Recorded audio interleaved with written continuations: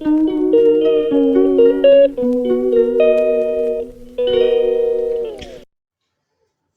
Morning students. आज हम आपको फिगर ऑफ स्पीच यानी अलंकार के बारे में बताएंगे। आप सभी जानते हैं कि अलंकार का जो शाब्दिक अर्थ होता है वो होता है गहना, यानी गहना सजावट के काम में आता है, साज के काम में आता है, खूबसूरती को बढ़ाने के काम में आता है। और उसी तरीके से अगर मेरी प्रोज या पोइट्री में हम कुछ फिगर ऑफ स्पीच यानी अलंकार का इस्तेमाल करते हैं तो हमारे अलंकार उसकी वजह से हमारी प्रोज और पोइट्री सेक्शन में इंटरेस्ट पैदा होता है, सौंदर्य बढ़ता है, उसकी खूबसूरती बढ़ती है। और ये एक पार्ट है गद्य और या पद्य, प्रोज एंड पोइट्री का लिखने का। तो मैंने आपको बता दिया कि फिगर ऑफ स्पीच क्या होता है। ये एक way of decorating our statement, हमारी जो स्टेटमेंट्स होती हैं उसको डेकोरेट करने का, खूबसूरती बढ़ाने का एक माध्यम होता है, एक तरीका होता है। तो आइए आज हम आपको फिगर ऑफ स्पीच, जो देखिए एक्चुअली में हिंदी में भी इसके अलग अलग भेद होते हैं और अंग्रेज़ी में भी इसके अलग अलग भेद होते हैं। तो हम आज आपको पर्सनिफिकेशन यानी मानवीकरण अलंकार के बारे में बताएंगे कि मानवीकरण अलंकार अंग्रेजी में, हिंदी में तो सिर्फ एक मानवीकरण अलंकार होता है, बट हिंदी में मानवीकरण अलंकार लगभग 3 तरह के होते हैं, या कह सकते हैं आप 4 भी कह सकते हैं कि 4 तरह के मानवीकरण अलंकार होते हैं। ठीक है, जो पहला होता है वो होता है पर्सनिफिकेशन, जिसको हम लोग मानवीकरण अलंकार बोलते हैं। दूसरा होता है फेबल, तीसरा होता है एपोस्ट्रॉफी और चौथा होता है पैथेटिक फैलेसी। अब आइए हम इसके बारे में चारों के डिफरेंस को समझें, चारों में कि क्या फ़र्क है चारों में। तो जो सबसे पहला होता है पर्सनिफिकेशन, जिसको हम सिंपल हिंदी में भी अलंकार में पढ़ते हैं, या सभी बच्चे जानते हैं कि जब कभी भी कोई निर्जीव चीज़, whenever a lifeless thing is considered as a living thing, जब कभी भी कोई एक निर्जीव वस्तु को हम सजीव वस्तु मान करके ट्रीट करते हैं तो वह होता है पर्सनिफिकेशन। ठीक है, यानी जो भी निर्जीव वस्तु है, जो बेजान वस्तु है, अगर उसको हमने एक ज़िंदा चीज़ मान लिया और उसके बाद हम उसको ज़िंदा चीज़ के तौर पे ट्रीट करते हैं, लिखते हैं उसको, तो हम उसको बोलते हैं कि वह पर्सनिफिकेशन है। जैसे death lays his icy hands on kings, मौत ने उस राजा के ऊपर अपना ठंडा हाथ रख दिया। तो मौत क्या है, कोई सजीव चीज़ है नहीं, लेकिन कहने का मतलब है, अगर हम इसको बोलना चाह रहे हैं आसान भाषा में कि भाई राजा की मौत हो गई, लेकिन हम उसको एक खूबसूरत तरीके से, एक इलेबोरेट तरीके से जब हम समझाने की कोशिश कर रहे हैं तो हम बोलते हैं कि death lays his icy hands on kings. क्योंकि हमने हिज यूज़ किया, दैट मीन्स हम यूज़ कर रहे हैं इसके लिए, डेथ के लिए, और मौत के लिए हम सजीव वस्तु उसको मान करके चल रहे हैं। जैसे मान लो वो कोई सजीव चीज़ है और उसने राजा के शरीर पर अपना हाथ रख दिया, ठंडा हाथ रख दिया, और राजा खत्म हो गया। तो ये हुआ एक पर्सनिफिकेशंस। ठीक है, अब पर्सनिफिकेशन से रिलेटेड या पर्सनिफिकेशन के जैसा ही मिलता जुलता एक और भी फिगर ऑफ स्पीच है, वह है एपोस्ट्रोफी। एपोस्ट्रोफी में और पर्सनिफिकेशन में क्या फ़र्क होता है। पर्सनिफिकेशन में जैसा मैंने पहले बताया आपको कि हम किसी भी नॉन लिविंग थिंग को लिविंग थिंग कंसीडर कर लेते हैं, लेकिन जब एपोस्ट्रोफी की बात होती है तो हम नॉन लिविंग थिंग्स को एड्रेस करते हैं, मानो हम किसी इंसान को या लिविंग थिंग्स को बुला रहे हों। जैसे हम जनरल किसी को बुलाते हैं किसी का नाम लेकर के कि ए मोहन इधर आओ। ठीक है, ए मोहन इधर आओ, तो मतलब वो जो मोहन है हम उसको एड्रेस कर रहे हैं कि तुम इधर आ जाओ। इसी तरीके से जब किसी नॉन लिविंग थिंग्स को हम एड्रेस करते हैं तो वह होता है एपोस्ट्रॉफी। जैसे अगर मैंने कहा मैं परेशान हूँ, या कोई परेशान है और उसने कहा ओ डेथ कम सुन। ठीक है, O death sign of exclamation और उसके बाद कम सुन, तो इसका मतलब क्या हुआ कि वो इंसान बिल्कुल परेशान है और मौत को बुला रहा है। तो मौत कोई ज़िंदा चीज़ है नहीं, ठीक है, लेकिन उसको हम क्या कर रहे हैं, हम बुला रहे हैं, उसका आह्वान कर रहे हैं, उसको कॉल कर रहे हैं। तो ये जो चीज़ है वो एपोस्ट्रॉफी कहलाती है। ठीक है, कम पीस ऑफ माइंड, आओ, मन की शांति, दिमाग की शांति, आओ। तो आओ जब हम बुला रहे हैं, दैट मीन्स एक पीस ऑफ माइंड जो है वो कोई लिविंग थिंग नहीं है।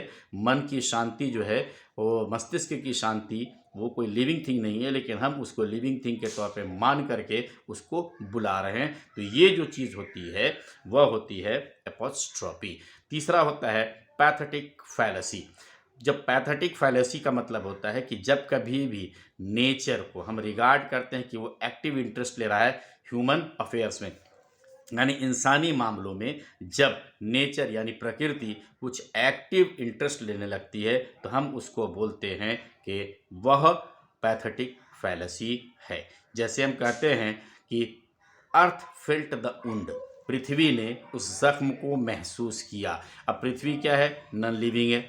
अब वो महसूस कैसे कर सकती है? लेकिन हम जब उसको बोलते हैं कि अर्थ फेल्ट द वुंड, पृथ्वी ने महसूस किया, दैट मीन्स वो क्या हुआ कि वो एक्टिव इंटरेस्ट ले रहा है ह्यूमन अफेयर्स में। ठीक है, जैसे मान के चलो कि हम किसी को बोलते हैं कि he fell from the roof and the earth cried, वो फर्श से ऊपर, छत से नीचे गिरा और पृथ्वी रोने लगी या कराहने लगी, चिल्लाने लगी। तो पृथ्वी कभी चिल्लाती नहीं है, लेकिन हम यहाँ पर पृथ्वी को क्या कर रहे हैं, जैसे हमारे ऊपर कोई चीज़ गिरती है तो हम क्या करते हैं, हमको दर्द होता है, हम चिल्लाते हैं, रोते हैं।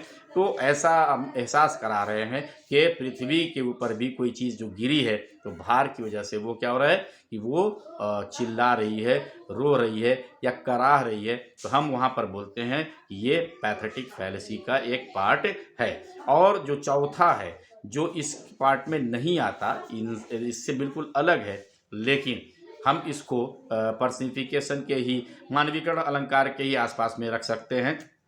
वो होता है फेबल्स, जिसको सिंपल भाषा में हम लोग कहते हैं कहानी। ठीक है, फेबल्स क्या होता है? एक कहानी होती है जिसमें फुल ऑफ मोरल्स भरे होते हैं, नैतिकता भरी होती है। और नैतिकता किसके माध्यम से? तो पौधों, चिड़ियों के माध्यम से, जानवरों के माध्यम से, कीड़े मकोड़ों के माध्यम से। यानी जो फेबल्स होता है उसमें इन लोगों के माध्यम से, ये एक्चुअली में ये सब तो सजीव हैं, लेकिन इनके माध्यम से ये बात आने की कोशिश की थी। ये जो फेबल्स होते हैं उनमें ये जो कीड़े मकोड़े हैं या चिड़ियाँ होती हैं या जो जानवर होते हैं वो इंसानी भाषा में बात करते हुए प्रतीत होते हैं। उनको दिखाया जाता है जैसे वो मानो इंसान की भाषा में बोल रहे हैं। जनरली छोटे बच्चों की किताबें जो होती हैं वो फेबल्स में होती हैं। ठीक है, उसमें वो पेड़ ने कहा, तोते ने कहा, ऐसा कहा। तो जो वो कहते हैं वो इंसानी भाषा का इस्तेमाल उसमें किया जाता है। तो ये होता है फेबल्स। ठीक है, तो ये भी क्या है, एक तरह का हम कह सकते हैं कि वो मानवीकरण में आता है, लेकिन ये मानवीकरण में नहीं आता, ये पर्सनिफिकेशंस में नहीं आता। अंग्रेजी में एक्चुअली में जो पर्सनिफिकेशंस होते हैं वो 3 पार्ट होते हैं। एक है पर्सनिफिकेशन, दूसरा है एपोस्ट्रोफी और तीसरा है पैथेटिक फैलेसी। एक बार फिर आपको रिमाइंड कर दें, personification whenever a lifeless thing is regarded as a living thing, जब कभी भी कोई निर्जीव वस्तु को हम लिविंग थिंग के तौर पे कंसीडर करते हैं, मानते हैं, तो वह होता है पर्सनिफिकेशन, हिंदी में मानवीकरण अलंकार। दूसरा होता है एपोस्ट्रोफी। एपोस्ट्रोफी में क्या होता है कि whenever a lifeless thing is addressed, उनको हम एड्रेस करते हैं as we address in our real life to a human being और टू अ लिविंग थिंग।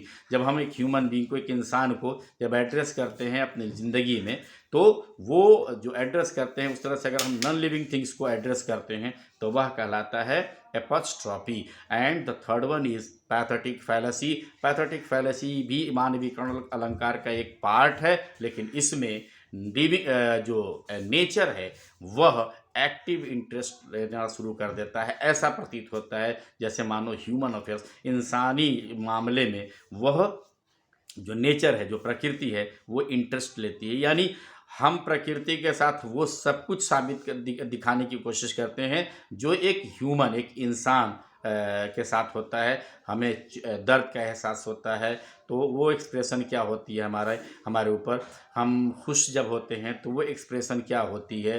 ठीक, हम चिंतित होते हैं तो हमारी एक्सप्रेशंस क्या होती है। तो ऐसा जब नेचर के साथ इसको किया जाए कि नेचर भी वो चीज़ कर रही है जो इंसान महसूस करते हैं, तो वह होता है पैथेटिक फैलेसी। तो बच्चों, आज मैंने आपको फिगर ऑफ स्पीच के जो मानवीकरण अलंकार के 3 जो रूप थे उसको मैंने बताने की कोशिश की है। नेक्स्ट मेरे इस चैनल के साथ बने रहिए। हम कल फिर आपको एक फिगर ऑफ स्पीच में ही दूसरी पार्ट्स को डिस्क्राइब करेंगे। अगर मेरा ये चैनल पसंद आया है तो प्लीज़ इसको लाइक कीजिए, सब्सक्राइब कीजिए और प्लीज़ इस चैनल के साथ बने रहिए। Thank you.